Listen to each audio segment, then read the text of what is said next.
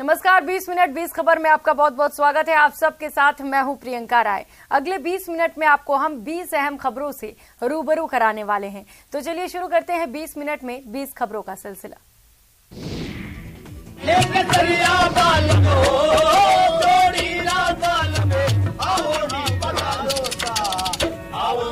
Corona काल के दौरान जरूरतमंदों के लिए मसीहा बनकर उभरे बॉलीवुड स्टार सोनू सूद एक अलग अंदाज में नजर आए। जैसलमेर पधारे सोनू सूद ने धोरों के कलाकारों के साथ लोक संगीत में भी हाथ आजमाया। उन्होंने हारमोनियम बजाकर राजस्थान के प्रसिद्ध लोकगीत पधारो म्हारे देश गाया।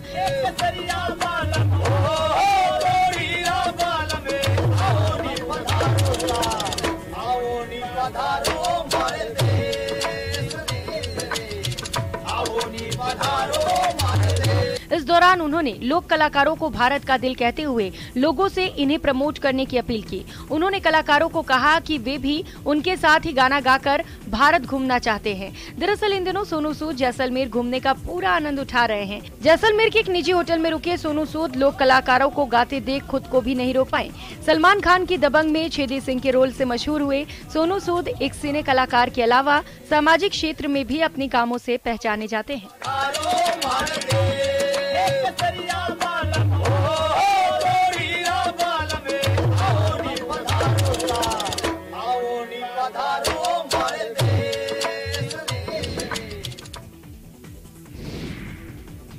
कुल्लू जिले में मौसम ने फिर करवट बदली है, जिसके बाद ऊंची पहाड़ियों में सुबह से ही बर्फबारी का दौर शुरू हो गया।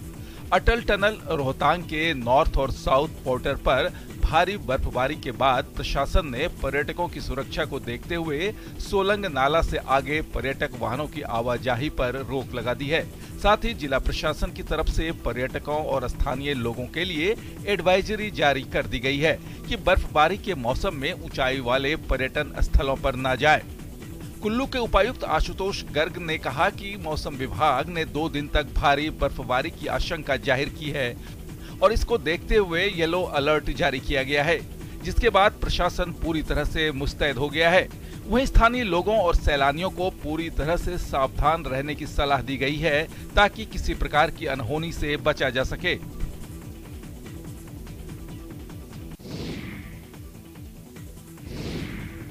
पूरा उत्तर भारत इन दिनों कड़ाके की ठंड की चपेट में है।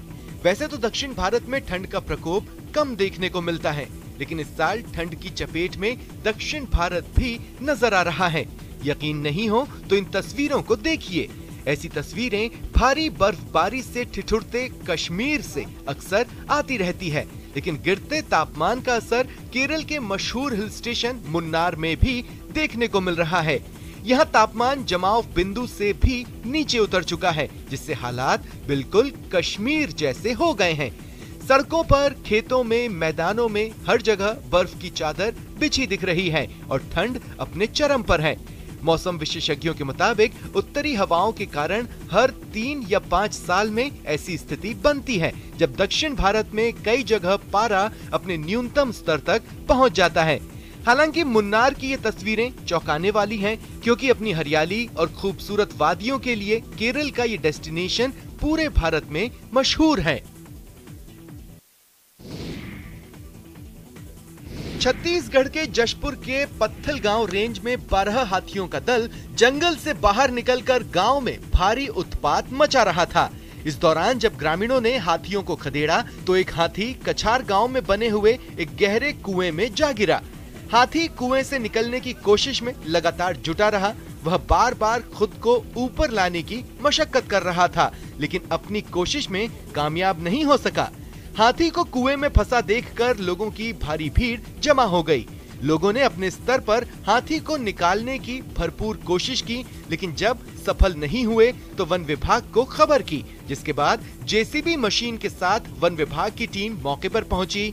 जेसीबी मशीन की सहायता से कुएं को तोड़कर रास्ता बनाया गया, जिसके बाद हाथी का रेस्क्यू हुआ। कुएं से निकलकर हाथी झंडा घाट के जंगलों की तरफ भाग गया।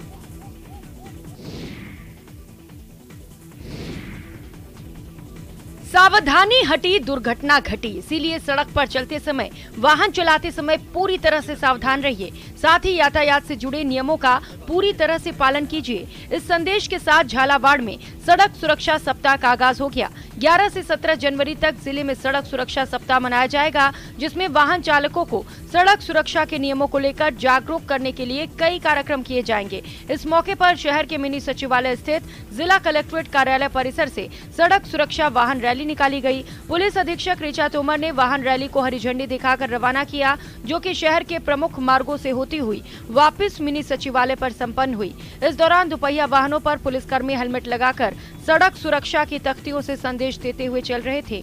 एसपी ने सभी वाहन चालकों से सड़क सुरक्षा और यातायात का नियमों का पालन करने की अपील की।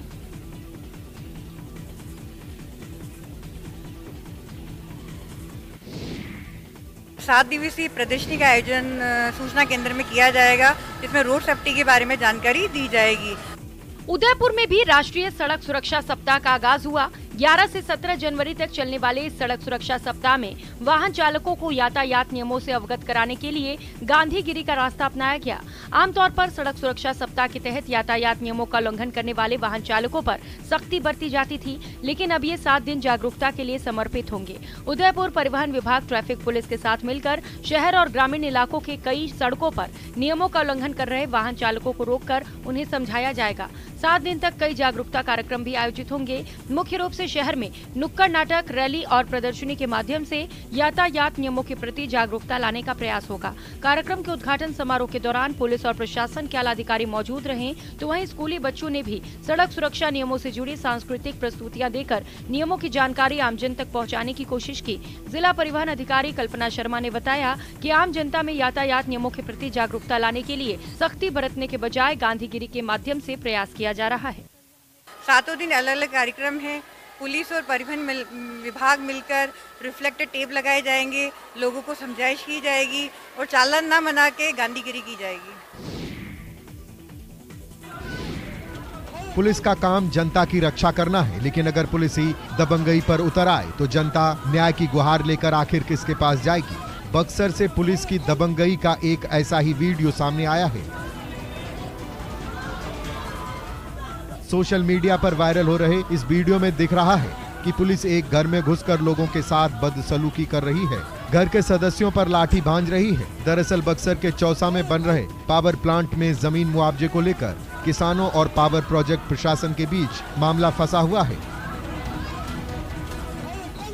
किसानों ने मुआवजे की मांग को लेकर पावर प्लांट के गेट पर ताला लगाकर प्रदर्शन किया था, जिसके बाद पुलिस रात में किसानों के घर गई थी और उनके साथ मारपीट और बदसलूकी की। इस पूरे मामले में बक्सर एसपी मनीष कुमार ने बताया कि वीडियो की जांच की जा रही है, जो भी दोषी पाया जाएगा उसके खिलाफ कार्रवाई की जाएगी।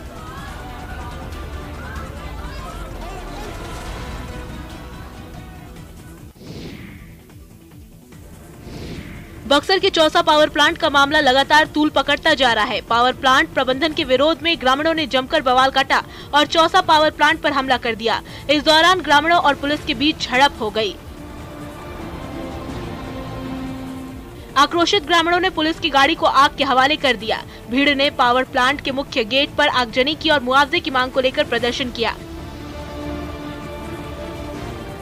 दरअसल इस प्रोजेक्ट के तहत चौसा में गंगा नदी से पानी की पाइपलाइन जानी है और इसके लिए किसानों की जमीन को अधिग्रहित किया गया है, लेकिन उचित मुआवजे को लेकर किसानों में आक्रोश है।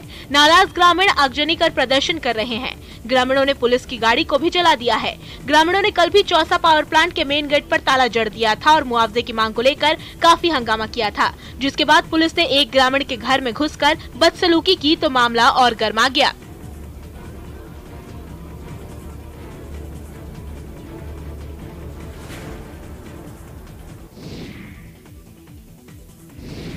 श्रीमद् भागवत गीता को पढ़ने का सौभाग्य अब तक केवल वही लोग पाते थे जिन्हें ईश्वर ने आंखें दी है, पर अब नेत्रहीन लोग भी श्रीमद् भागवत गीता का पाठ कर सकते हैं। इस पुस्तक का अनुवाद ब्रेल लिपि यानी कि नेत्रहीन लोगों के लिए बनाई गई लिपि में किया जा चुका है और ये संभव हो पाया है छपरा के रिविलगंज के रहने वाले राजा के प्रयास से। जन्म से दृष्टिहीन राजा ने अपने दृष्टिहीन भाइयों और बहनों के लिए इस आध्यात्मिक पुस्तक को ब्रेल लिपि में तैयार किया है। इसका पूरा अनुवाद करने में उन्हें कुल 6 महीने का समय लगा। महज 15 वर्ष में राजा कुमार के इस पुस्तक की चर्चा अब पूरे इलाके में होनी शुरू हो गई है।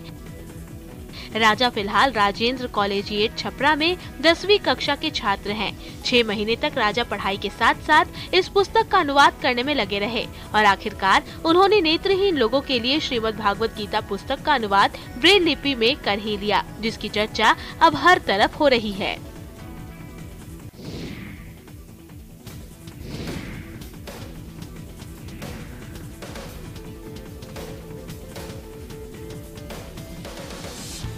बैलों की ये चाल देखिए, घोड़ी की रफ्तार देखिए, दर्शकों का सैलाब उत्साह देखिए। गाड़ी मोटर के जमाने में ऐसी दौड़ आमतौर पर फिल्मों में ही नजर आती है, लेकिन यहाँ ना तो फिल्म चल रही है ना ही फिल्म की शूटिंग।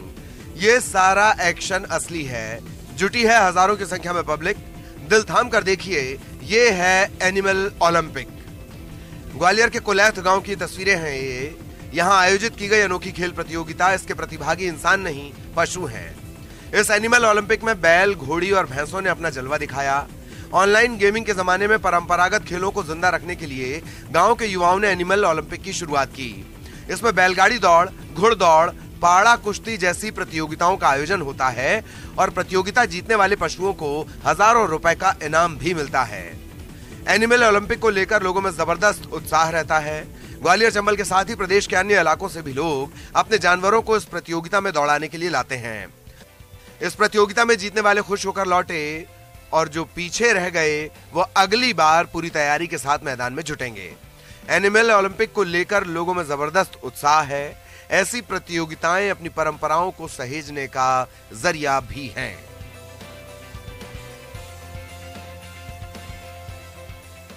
सुशील कौशिक, न्यूज़ 18 ग्वालियर। मध्य प्रदेश का जबलपुर राम भक्त हनुमान की भक्ति में लीन दिखा। पहली बार जबलपुर में नर्मदा किनारे 108 संगीतमयी सुंदरकांड का आयोजन किया गया। इस आयोजन में शहर के तमाम साधु संत और राजनीतिक हस्तियां भी मौजूद रहीं।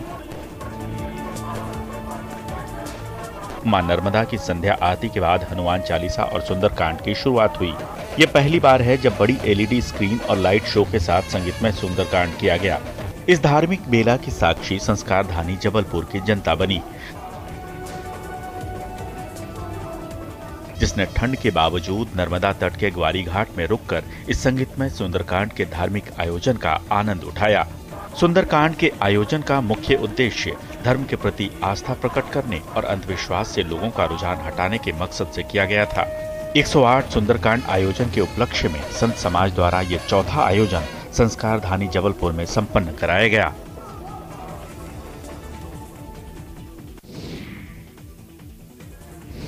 रामगढ़ के बरकाकाना का गोंदनिया गांव शहर से काफी दूर है, पर इस गांव की चर्चा भी दूर दूर तक है। इसका कारण है यहाँ का गर्म कुंड। बताया जाता है कि यहाँ के गर्म कुंड में नहाने से चर्म रोग से हमेशा के लिए छुटकारा मिल जाता है। पूरे गांव में ऐसे कुल 7 गर्म जल कुंड हैं, जिसमें डुबकी लगाने के लिए झारखंड के अलावा देश के दूसरे राज्यों से भी यहाँ लोग आते हैं। कुंड से कुछ ही दूर भगवान शिव का मंदिर है। इस मंदिर की भी खूब ख्याति है। मान्यता है कि भोलेनाथ के आगे मत्था टेक कर भक्त जो भी मनोकामना करते हैं वो पूरी होती है। मकर संक्रांति के मौके पर यहाँ 2 दिवसीय मेला भी लगाया जाता है, जिसमें शामिल होने के लिए श्रद्धालुओं की भीड़ उमड़ती है। इतना सब होने के बाद भी इस गांव में विकास नहीं हो पाया है। ग्रामीणों की मांग है कि इस जगह को पर्यटन स्थल के रूप में विकसित किया जाए, ताकि गांव का विकास हो और स्थानीय लोगों को रोजगार मिले।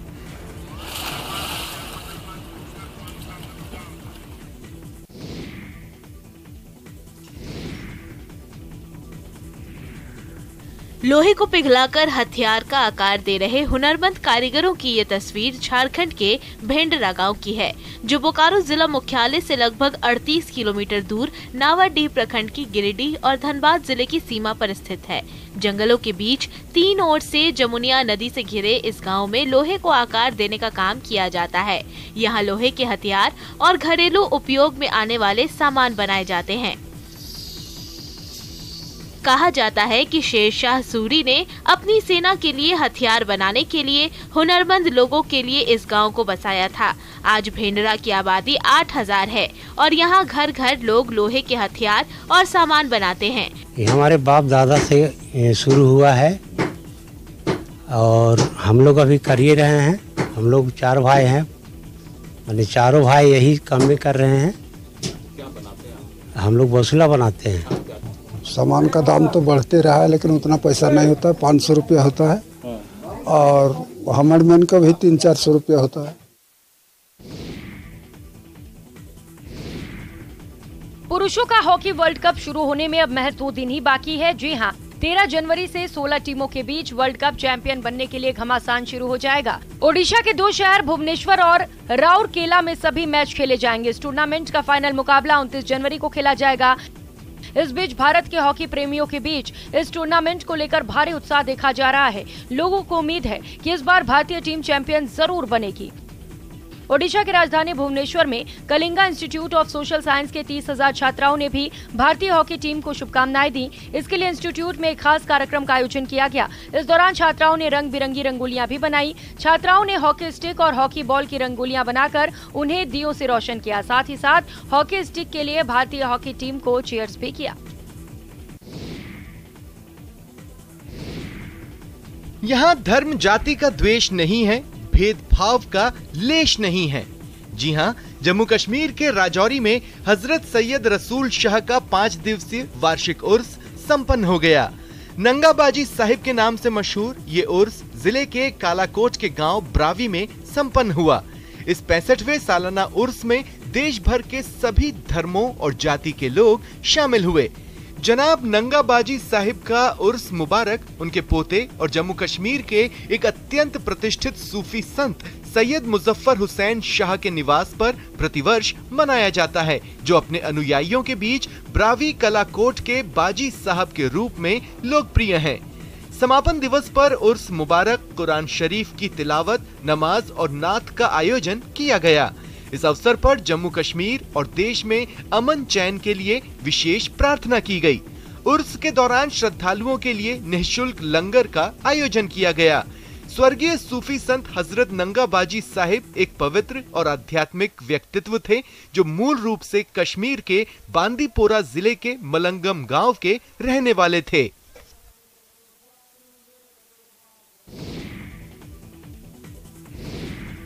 उत्तराखंड में कुमाऊं की काशी के नाम से प्रसिद्ध बाबा बागनाथ की नगरी बागेश्वर में उत्तरायणी मेले की तैयारियां करीब पूरी हो गई हैं। मेले को लेकर इस पौराणिक शहर को दुल्हन की तरह सजाया गया है। कोरोना दौर के बाद उत्तरायणी मेले को काफी भव्यता के साथ मनाए जाने की तैयारी है।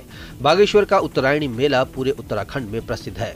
इतिहासकारों के अनुसार उत्तरायणी मेले की शुरुआत चंदवंशीय राजाओं के शासन काल में हुई। धीरे धीरे धार्मिक और सांस्कृतिक रूप से समृद्ध ये मेला व्यापारिक गतिविधियों का भी प्रमुख केंद्र बन गया। मेले में इस साल पर्यटकों को नया अनुभव कराने की तैयारी जोर शोर से चल रही है। दंगल, महादीपदान और लेजर लाइट जैसे कार्यक्रम उत्तरायणी मेले की भव्यता में 4 चांद लगाएंगे। बता दें कि 14 जनवरी को रात में 3:02 पर सूर्य मकर राशि में प्रवेश करेंगे। उस दिन से ही सूर्य उच्च भाव में स्थित होकर उत्तरायण होते हैं।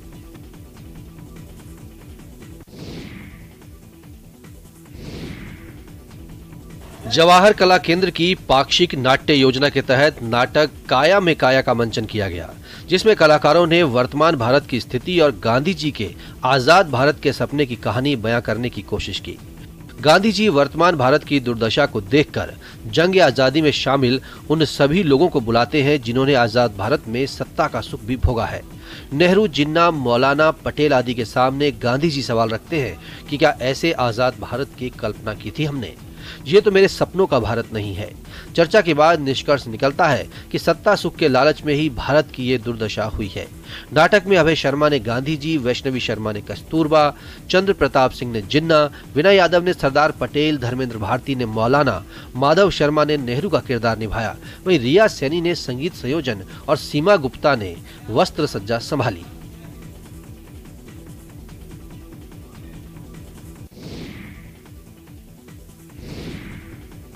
भारतीय फिल्म जगत के लिए 10 जनवरी मंगलवार का दिन उस समय ऐतिहासिक बन गया जब एस राजामौली की फिल्म RRR ने अमेरिका में चल रहे गोल्डन ग्लोब अवार्ड्स में बड़ी उपलब्धि हासिल की। फिल्म के गाने नाटू नाटू ने बेस्ट ओरिजिनल सॉन्ग अवार्ड जीता। RRR ऑस्कर की रेस में भी शामिल है। वहां भी film best original song category में नॉमिनेट हुई है।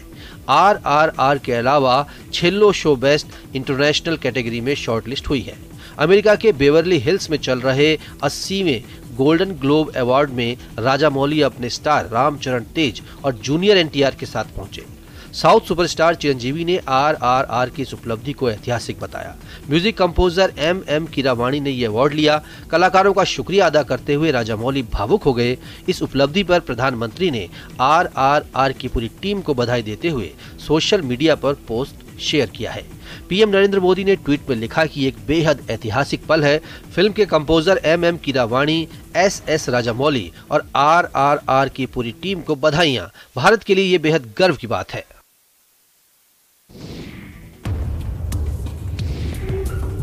मांडू उत्सव की तीसरी सांझ जाने माने बॉलीवुड सिंगर मामे खान के नाम रही। कला प्रेमियों के दिलों पर राज करने वाले मामे खान ने अपने मधुर सुरों का जलवा बिखेरा। उन्होंने फिल्मी गीतों के साथ राजस्थानी सूफी गीतों से महफिल को सजा दिया। दर्शकों से खचाखच भरे दीर्घा में बैठे कला प्रेमियों ने खूब आनंद उठाया। आंचल सचान और दीक्षा सोनवलकर ने नृत्य की आकर्षक प्रस्तुति दी। वहीं मांडू के उभरते कलाकार कृष्णा मालीवाड़ ने आदिवासी संस्कृति के विभिन्न पक्षों से रूबरू कराया। बॉलीवुड सिंगर मामे खान को सुनने उनके प्रशंसक और चाहने वाले दूर दूर से मांडू उत्सव में पहुंचे थे। उन्होंने अपने गीत केसरिया बालम पधारो, महारा देश, लाल पीली अखियां, लुक छुप ना जाओ जी, अमर रहो चौधरी, दरारे दिल, महरा मन होए, नखरालो जैसे प्रसिद्ध गानों से मांडू उत्सव के मंच को नई ऊंचाइयां दी। उन्होंने मंच से श्री कृष्ण गोविंद हरे मुरारी, हे नाथ नारायण वासुदेव भजन गाकर हिंदुस्तान की गंगा जमुनी संस्कृति का उदाहरण पेश किया।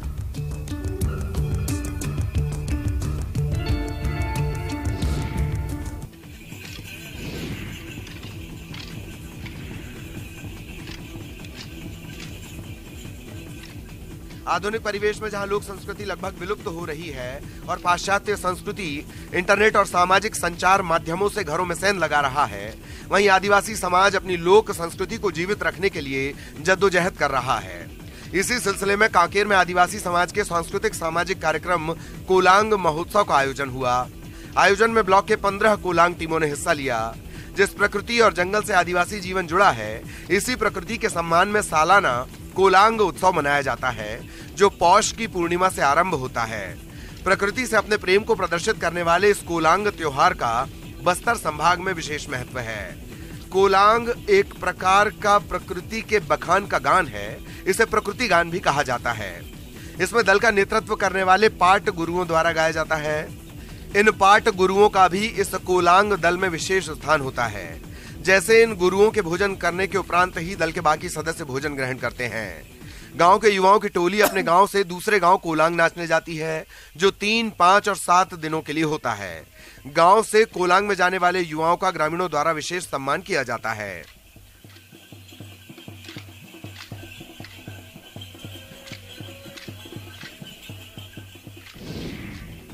फिलहाल इतना ही। नमस्कार।